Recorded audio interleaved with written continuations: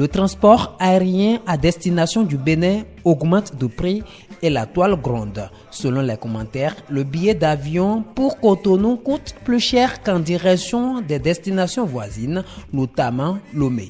Face à la polémique, la direction en charge des transports au Bénin clarifie.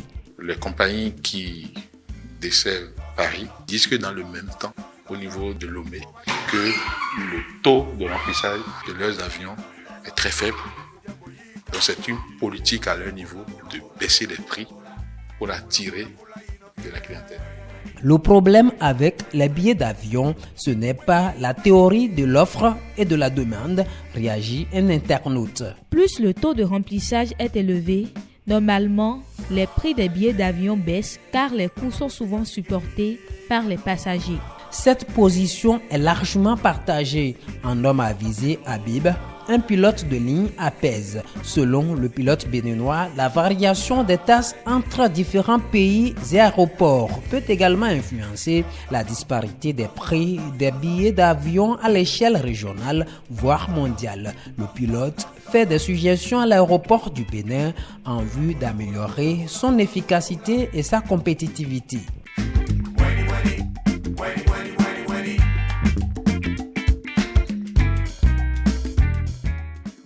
Loin de cette polémique, la CAN se joue dans les stades en Côte d'Ivoire, mais aussi sur les réseaux sociaux, en lieu et place des pays très attendus, mais qui déçoivent à cette compétition continentale. Des internautes forment, grâce à l'intelligence artificielle, une famille de désespérés qui fait déjà des calculs.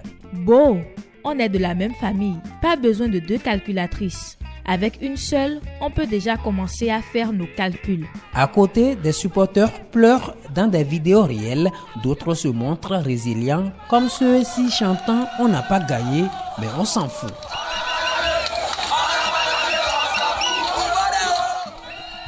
Le Bénin non qualifié à cette CAN semble être le supporter le plus célèbre sur la toile. Et pour cause, Jacques Noumanvi et Michael Tobomé, tous 2 jeunes Béninois, ont pédalé de Cotonou à Abidjan en Côte d'Ivoire pendant près de 32 jours en vue non seulement de participer à la fête de football africain, mais aussi et surtout pour d'autres raisons. Nous avons des objectifs clairs, documenter la richesse culturelle, inspirer la bienveillance et promouvoir des attitudes éco-responsables. Avant le projet Aquaba Cycle Trap Art, Jacques Noumanvi avait réalisé courant février 2023 une performance personnelle en voyageant à pied de Cotonou à Natitingou en 46 jours.